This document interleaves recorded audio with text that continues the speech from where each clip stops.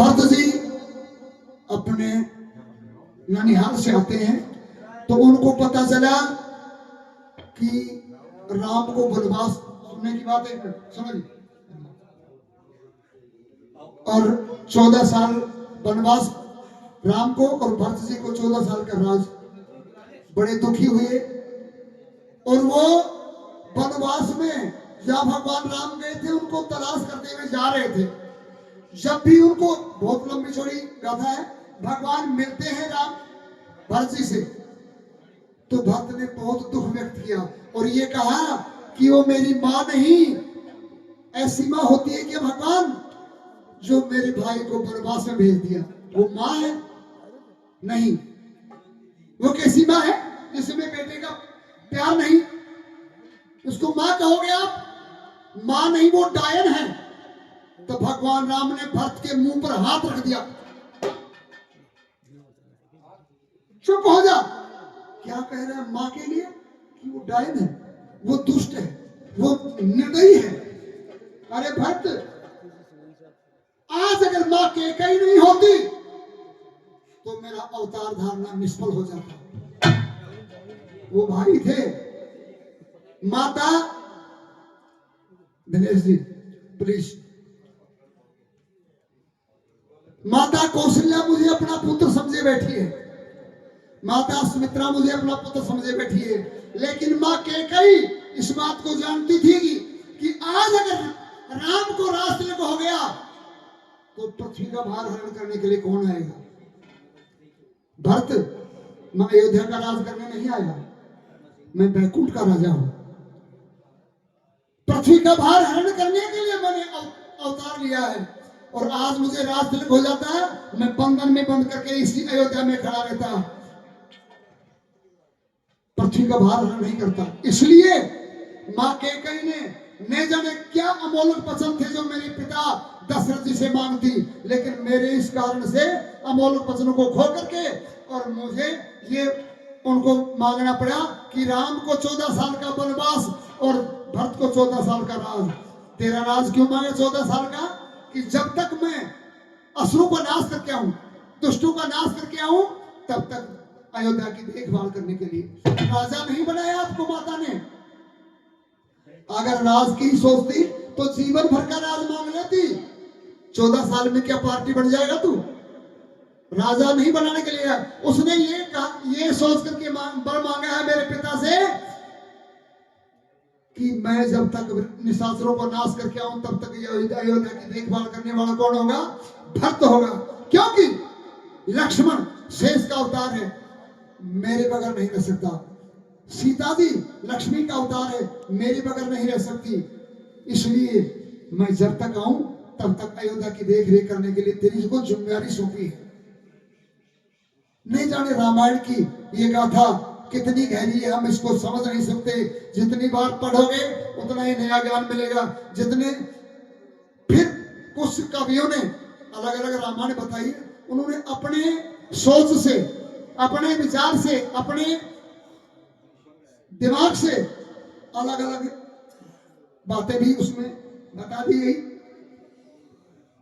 तो उस न्याय नीति के खिलाफ नहीं, उधर राम के लिए कह रहे थे, माता कैकेयी ने उस मंथरा दासी ने जाकर के कहा, कोई कहता है माता कैकेयी की जिब्बे पर सरस्वती को बैठा दिया कि तू ऐसा मांग।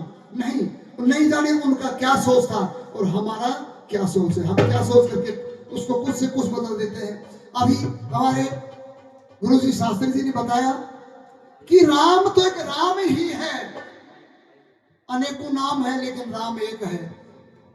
गुरु नानक जी का एक कथन है, आप जपे औरानु जपावे, नानक सहजा ही मुक्ति पावे।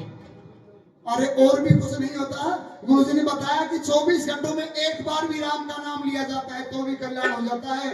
इंसान राम का नाम वैसे नहीं लिया जाता कि सामने वाले को राम राम कर ले, राम राम जी, अगला बोलेगा राम राम जी, राम राम जी। आप जपे औरानु जपावे, नानक सहजा ही मुक्ति पावे। इसलिए जब हनुमान जी लंका में गए, अशोक वाटिका को ध्वस्त कर दिया, रावण के दूत पकड़ करके रावण के दरबार में लाते हैं और रावण कहता है, बानर तूने मेरी दहशत नहीं मानी जरा सी भी। पता है मैं कितना बलवान हूं, मेरी गर्जना से पृथ्वी कंपायमान हो जाती है और तूने मेरी बगीचे को उजाड़ दिया। तब हनुमान जी ने क्या कहा पता है? रावण बड़े बलवान है, सूरवीर हो, महाज्ञानी हो, लेकिन राम का नाम नहीं जपते। राम नाम बिन गिरा न सोहा, देख विचार त्याग मद दोहा। हे रावण, राम के नाम के बिना ये मुख में जिह्वा शोभा नहीं देती। ये किस लिए बनी है? सिर्फ राम का नाम लेने के लिए बनी है। किसी को गाली गलौज करने के लिए जिह्वा राम मुख में नहीं बनी, किसी को भला बुरा कहने के लिए नहीं बनी, किसी की चुगली चाटा करने के लिए मुख में जिह्वा नहीं बनी। ये तो सिर्फ राम का नाम लेने के लिए बनी है। राम नाम बिन गिरा न सोहा, देख विचार त्याग मद मोहा। हे रावण, मद मोह को त्याग करके विचार करके देख ये जिह्वा किस लिए बनी है। जैसे कि वसनहीन नहीं सोहो सुरारी, सब भूषण भूषित वर नारी। हे रावण, नारी बहुत सुंदर होती है, सुंदर सुंदर कपड़े गहने पहना दो, सुंदर सुंदर गहने पहना दो, लेकिन कपड़ों के बगैर शोभा नहीं देती। इसी तरह से ये जिह्वा भी मुख में राम के नाम के बगैर शोभा नहीं देती। इसलिए मेरा सभी से अनुरोध है, हमारे इस पावन पवित्र तपोस्थली बाबा भरदास जी की तपोस्थली में बाबा हमारे मंगलदास जी महाराज कितनी राम धुनी लगाते हैं, औरों को भी जपाते हैं। आप भी जपते हैं, औरों को आप जपे औरों जपावे, नानक सहजाए मुक्ति पावे। इसी तरह से सभी से अनुरोध है, कुछ देर के लिए राम का नाम लिया करो। कुछ देर का समय नहीं मिले तो एक दूसरा ने राम राम करना जी, राम राम जी, इसमें तो कोई मोल नहीं लगता। लेकिन राम राम कह जाए, मैं इतना बड़ा आदमी राम राम को छोटा सा, वाह कितना घमंड है हमारे ऊपर। राम का नाम लेने में भी घमंड है।